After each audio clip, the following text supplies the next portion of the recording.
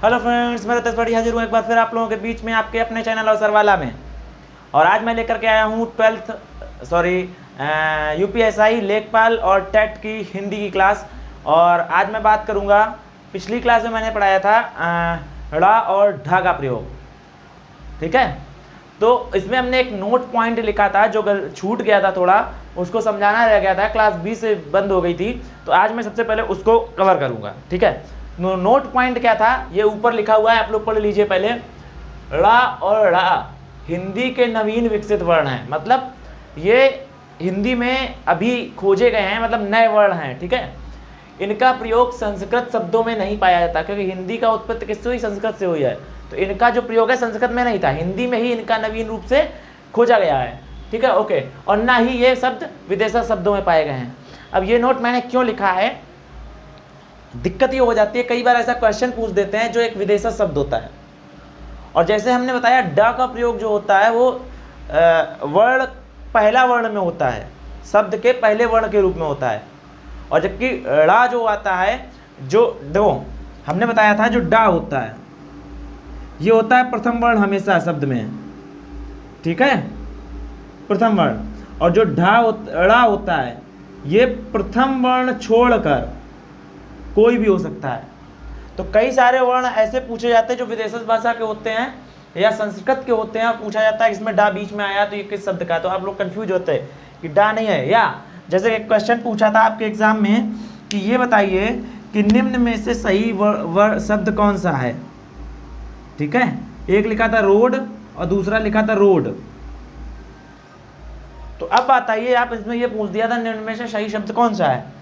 तो सही शब्द जब उन्होंने पूछा तो आप लोग बोल रहे यार हम लोग तो सुनते तो रोड आए हैं, लेकिन सर ने ये बताया था कि जो डा वर्ण है ये प्रथम वर्ण में आता है, यहाँ सेकंड में आया, जबकि डा होता है प्रथम छोड़ के, ड़ा होता है जो प्रथम छोड़ के कहीं भी आ सकता है।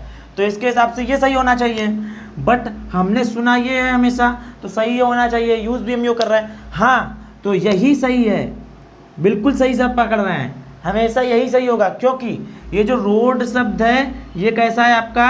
अंग्रेजी शब्द है। कैसा शब्द है? अंग्रेजी शब्द। ये हिंदी का शब्द नहीं है, और अंग्रेजी शब्दों में इस शब्द की उत्पत्ति हुई ही नहीं है कहीं। जब इस शब्द की उत्पत्ति नहीं तो इसको कहीं भी यूज करेंगे वो तो भाई, ठीक है। तो ऐसे होता है। तो इस तरीके से क्वेश्चन पूछा गया था, निम्न में से कौन सा सही है, ठीक है। तो ये मैंने इसलिए बताया था। जैसे कई सारे और वर्ण मैंने लिख रखे, देखिए ब्रह्मांड। अब कहेंगे सर यहाँ पे डा लास्ट में आया है, क्यों? क्योंकि ब्रह्मांड, उद्यान, ठीक है, उद्यान डा बीच में आया है, ठीक है, यहाँ तो मान लो पूरा है। निडर, निढाल ढा बीच में आया है, पंडित डा बीच में आया। तो इन शब्दों में डा कैसे बीच में आ गया? क्योंकि ये सारे शब्द कैसे हैं? संस्कृत के शब्द हैं, ओके। ध्यान दीजिएगा, ऐसे और सारे भी शब्द हैं, आप याद रखिएगा। अगर बीच में पूछ दिया है उनमें से कौन सा सही है या कौन सा हिंदी का शब्द नहीं है, तो आप क्या बताएंगे? इनमें से कोई भी वर्ण है तो नहीं है। जैसे आपके क्वेश्चन में कई बार एक क्वेश्चन पूछा गया है एग्जाम पेपर में कि गमला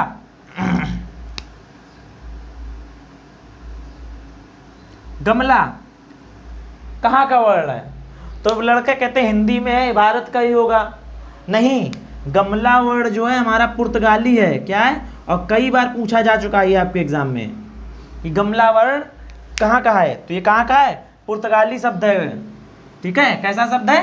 पुर्तगाली शब्द है। अब इसके बाद आते हैं, कई बार पूछा, देखो रोड मैंने लिख दिया है कि अंग्रेजी शब्द है, ओके।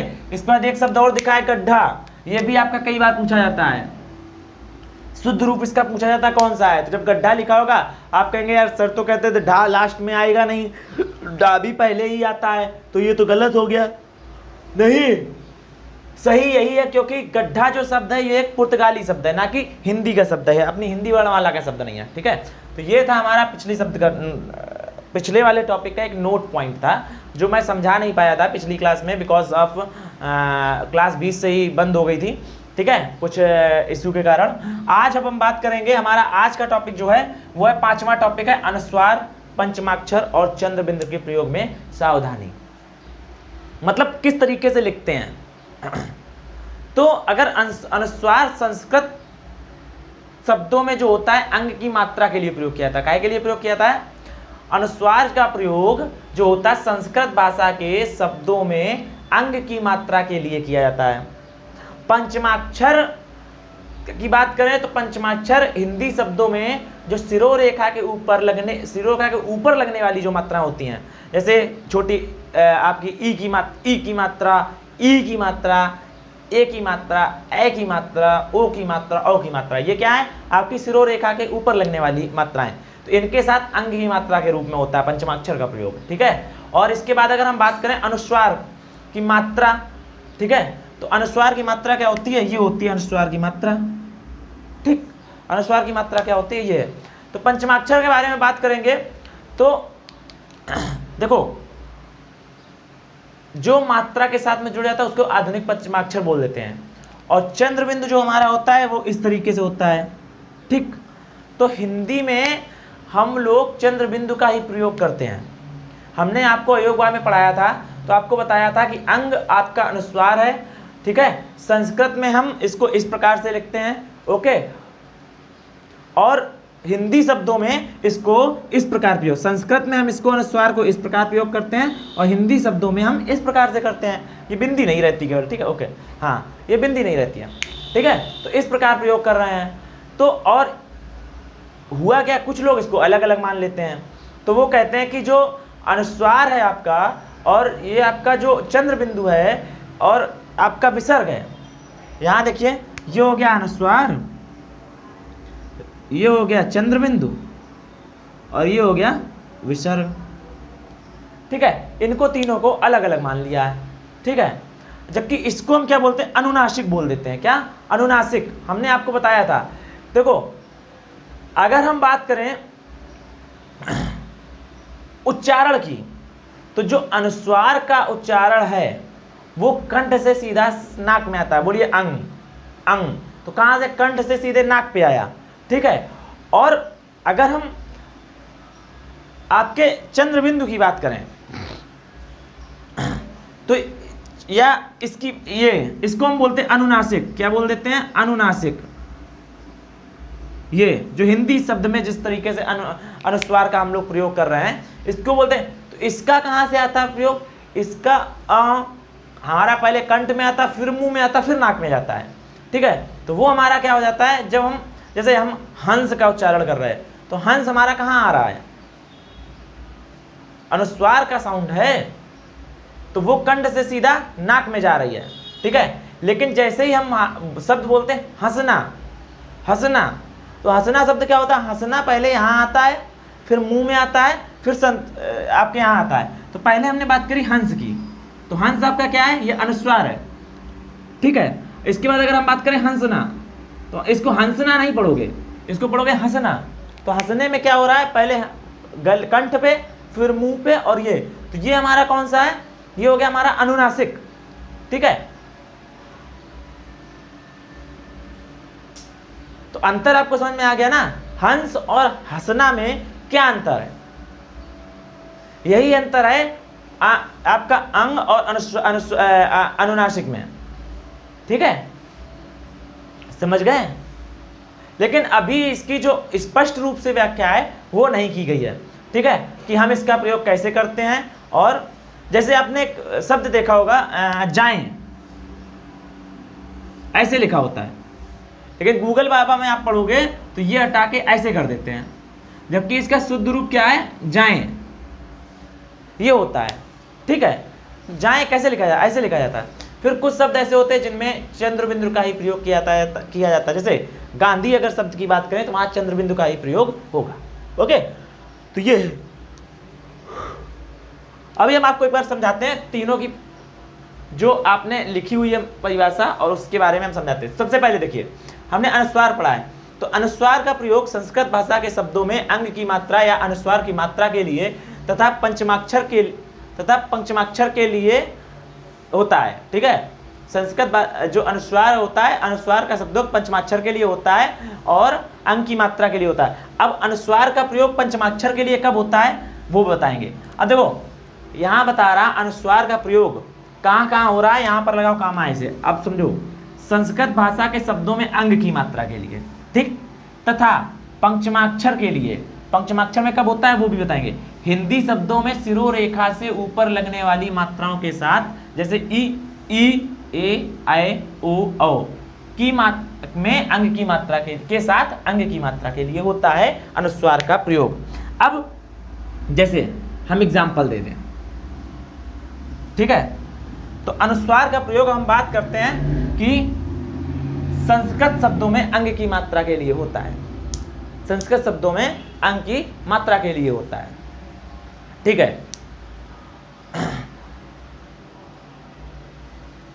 तो हमने क्या बोला, अनुस्वार का प्रयोग संस्कृत शब्द में अंग की मात्रा के लिए होता है। जैसे हंस, ठीक, या गंगा शब्द, तो इसमें क्यों हुआ है, ये तो पंचमाक्षर है और ये आपका वैसा है अंग की मात्रा के रूप में। तो अब पंचमाक्षर कब यूज होता है वो बाद में समझेंगे। ये देखो, अब हमने ये बोला ये तो पंचमाक्षर है, ये जो बिंदी लगी है ये पंचमाक्षर के रूप में हो रही है, ये हमारा क्या है, पंचमाक्षर है, और ये हमारी जो है मात्रा के रूप में प्रयोग हो रहा है। तो क्यों और कैसे सीखेंगे कि भैया हम कैसे जानेंगे कि पंचमाक्षर कौन है और अंग की मात्रा कौन है, तो ये अभी हम इसको, और अब जब पंचमाक्षर बताएंगे तो और समझ में आएगा, सॉरी, ठीक है। अब देखो, जैसे आप लिखेंगे सिंधिया, तो यहां पे क्या हो रहा है, मात्रा लगी है तो उसके साथ अनुस्वार अंग की मात्रा के रूप में आ रहा है, अनुस्वार क्या हो रहा है, मात्रा के रूप में आ रहा है, ठीक है। तो मात्रा के रूप में जो शिरोरेखा के ऊपर वाली मात्रा उनके साथ इस तरीके से प्रयोग होता है। फिर बोला पंचमाक्षर, ये है हमारा पंचमाक्षर। अब पंचमाक्षर होता क्या है, आपने का से मां तक वर्णमाला पढ़ी है, ठीक है, इसको हम हटा देते हैं अब, और यहीं पे हम थोड़ा बता देते हैं आपको, क्योंकि ये चीज बताना थोड़ा जरूरी है और इसके बिना काम चलने वाला नहीं है, ठीक है। थोड़ा छोटा छोटा रहेगा, समझ लेना उसको, ठीक है। जैसे का, खा, गा, घा, ङा, ठीक है,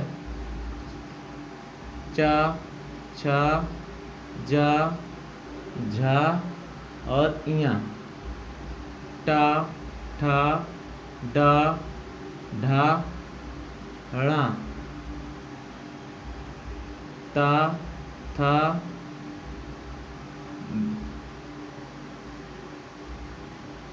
दा, धा, ना, पा, फा, बा, भा, मा, ठीक है। अब देखो ये हमने क्यों लिखा, हमने बताया था ये आपका क्या होता है, का वर्ग, ये होता है खा वर्ग, सॉरी ये होता है का वर्ग, ये होता है चा वर्ग, ठीक है, कंफ्यूज हो गया, सॉरी, ये होता है टा वर्ग, और ये होता है ता वर्ग, और ये होता है पा वर्ग, ठीक है। इसमें हमने जो बताया था वो ध्यान देने योग्य बात अब क्या है, ये हमारा प्रथम वर्ण, ये द्वितीय वर्ण, ये तृतीय वर्ण, ये चतुर्थ वर्ण और ये पंचम वर्ण। तो क ख ग च ट त प वर्ग में जो पांचवा वर्ण होता है इसको हम बोलते हैं पंचमाक्षर, मतलब पांचवा अक्षर। अब तो इंगा, इया, ड़ा, ना, मा जो हो गए हमारे पंचमाक्षर हो गए, ठीक। और पंचमाक्षर में क्या होता है, जब किसी शब्द में पंचमाक्षर के जस्ट तुरंत बाद, जैसे ये है, जिस वर्ग का पंचमाक्षर है और उसी वर्ग का कोई शब्द आ जाए तो जो पंचमाक्षर होता है वो क्या हो जाता है, अनुस्वार की मात्रा के रूप में लगा दिया जाता है। अब से गंगा की बात करें तो गंगा लिखा कैसे जाता है, देखो गंगा हमेशा से ऐसे लिखा जाता था। अब देखो तो ये क्या है, ये हमारा है पंचमाक्षर, कहाँ का, यहाँ का, ठीक हो गया। अब अगर बात करें इसके बाद ये गा वर्ण, तो ये इसी वर्ग का वर्ण है। तो जो हमने बोला जब किसी पंचमाक्षर के बाद उसी वर्ग का वर्ण आ जाए तो जो हमारा पंचमाक्षर होता है वो चेंज हो जाता है अनुस्वार की मात्रा में। तो ऐसे पहचानोगे कि आपका ये पंचमाक्षर है कि ये अनुस्वार की मात्रा है। ठीक है, ओके। तो ये गंगा समझ में आ गया, पंचमाक्षर है। अभी हम जैसे पंचमाक्षर के कई सारे एग्जांपल मैंने लिख रखे, देखो पंचमाक्षर, यदि किसी शब्द में कोई पंचमाक्षर आधा आए, और जब आधा आए ऐसा नहीं कि पूरा पंचमाक्षर आ जाए, ठीक है, और उसके बाद उसी वर्ग का कोई वर्ण आए तो पंचमाक्षर अनुस्वार में बदल जाता है। इसका प्रयोग टंकण विधि में बहुत अधिक होता है। टंकण मतलब अपनी ही भाषा होती है, ठीक है। जैसे गंगा, अब गंगा की हम बात करते हैं तो गंगा लिखा कैसे जाता है, हमने आपको बताया गंगा जो रियल लिखा जाता है वो ऐसे लिखा जाता है, ठीक है, और चेंज कैसे हुआ मात्रा में, ऐसे। फिर सेकंड लिखा है चंचल, तो चंचल लिखा कैसे जाता है, ऐसे। अब हम कैसे लिख रहे हैं, जब चेंज हो गया अनुस्वार में कुछ इस तरीके से। फिर आपका आया कंठ, तो कंठ तो अभी भी ऐसे ही लिखा जाता है कई जगह, ठीक है, लेकिन अब हम लोग इसको मात्रा में कैसे चेंज कर रहे हैं, ये इस तरीके से, ठीक, कंठ। उसके बाद आया संबंध, तो संबंध, ये देखिए, ठीक, लेकिन लिख कैसे रहे जब मात्रा में चेंज हो गया, तो इस तरीके से, क्योंकि माँ आपका आधा पंचमाक्षर है और इसी का आ गया बा, ठीक है। ना आपका आधा पंचमाक्षर है, इसी वर्ण का आ गया धा, तो ये दोनों किसमें चेंज हो गए, आपके मात्रा में। तो इस तरीके से पंचमाक्षर आप पहचानेंगे।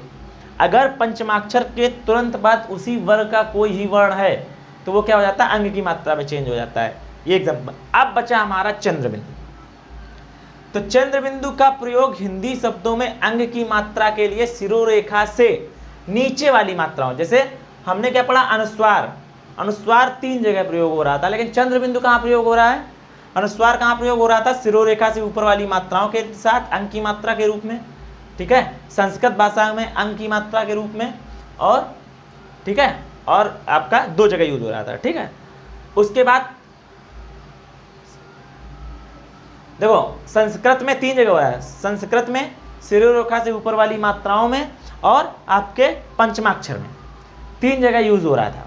अब बात करते हैं चंद्रबिंदु कहाँ प्रयोग होता है, तो शिरोरेखा से ऊपर वाली मात्राएं तो चली गई हैं आपकी अनुस्वार में, जब शिरोरेखा से नीचे वाली मात्राएं लगती हैं तो वहां पे चंद्रबिंदु प्रयोग होता है। जैसे एग्जाम्पल क्या दिया है आपका, मुंह,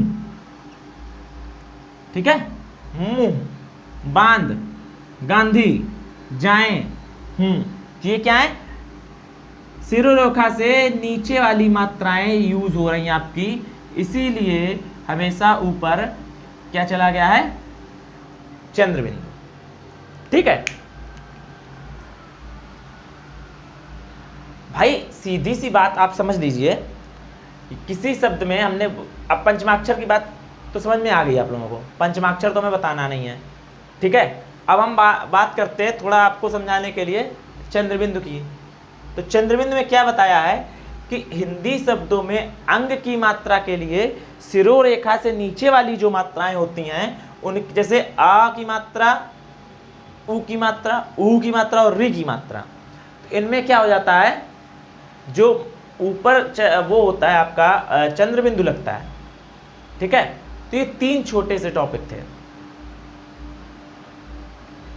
कोई बड़ी बात नहीं है। जैसे एक वर्ड लिखोगे जाऊंगा, क्या लिखोगे, जाऊंगा, जाऊ, अब ये क्या होगा, जाऊंगा, जाऊंगा, जाऊंगा, छोटे छोटे बच्चे बोलते हैं मैं जाऊंगा ना, तो होता क्या, जाऊंगा, तो वहां पे क्या बोल रहा है, एक वर्ड यहाँ पे आधा ना निकल रहा, उसको क्या कर देते हैं हम लोग, चेंज कर देते हैं चंद्रबिंदु में, तो ये क्या हो जाता है, चंद्रबिंदु में प्रयोग होता है। अब देखो चंद्रबिंदु और अनुस्वार में क्या अंतर है, जब चंद्र के ऊपर बिंदु लग जाए तो ये होता है चंद्रबिंदु, अगर केवल ऐसे लिखा हो, अब जैसे हम लोग पढ़ते हो ऑक्स, ऑक्स, तो ये क्या है, ये तो हमारा अनुस्वार ही होगा, लेकिन ऑक्स जो है हमारा हिंदी शब्द नहीं है, ठीक है, वो क्या है, अंग्रेजी शब्द है। हमारा हिंदी शब्द होता है बैल। चलिए ठीक है, तो ये था आज का टॉपिक आपकी हिंदी की क्लास का। मिलते हैं नेक्स्ट क्लास में। जय हिंद, जय भारत, वंदे मातरम।